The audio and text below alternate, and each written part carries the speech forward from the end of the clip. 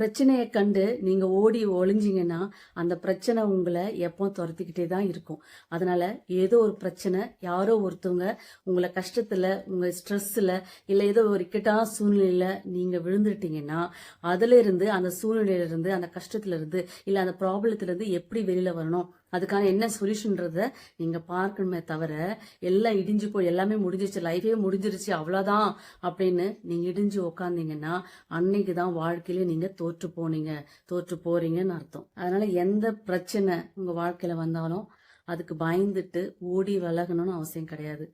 பிரச்சனை தான் உங்களை பார்த்து பயப்படணும். அதே போல உங்களுக்கு ப்ராப்ளத்தை கொடுக்குற மனுஷருங்களையும் அதே மாதிரிதான் நீங்க பண்ணணும். அவங்களுக்கு பயந்து ஓடி ஒளியணும்னு அவசியம் கிடையாது. நீங்க ஒன்ஸ் அவங்கள விரட்டி அடிச்சீங்கன்னா அவங்க தான் உங்களுக்கு பயப்படணும். அவங்க கிட்ட போகவே கூடாது இனிமே அப்படின்ற மைண்ட் செட் அவங்களுக்கு வர்ற மாதிரி நீங்க பண்ணணும். அப்பதான் திரும்ப உங்களை உங்களுக்கு ப்ராப்ளம் வர்ற மாதிரி பண்ண மாட்டாங்க. உங்களுக்கு பிரச்சனை வர்ற மாதிரி அவங்க நடந்துக்க மாட்டாங்க. அதனால கேர்ஃபுல்லா இருங்க. அது எந்த சூழ்நிலையா இருக்கட்டும், ப்ராப்ளத்தை உண்டாக்குற எந்த மனுஷராகட்டும், அவங்களுக்கு பயந்து ஓடி ஒளியாம அதை எதிர்த்து நின்று ஸ்ட்ராங்கா இருக்க நீங்க பழகிக்கோங்க, கத்துக்கோங்க.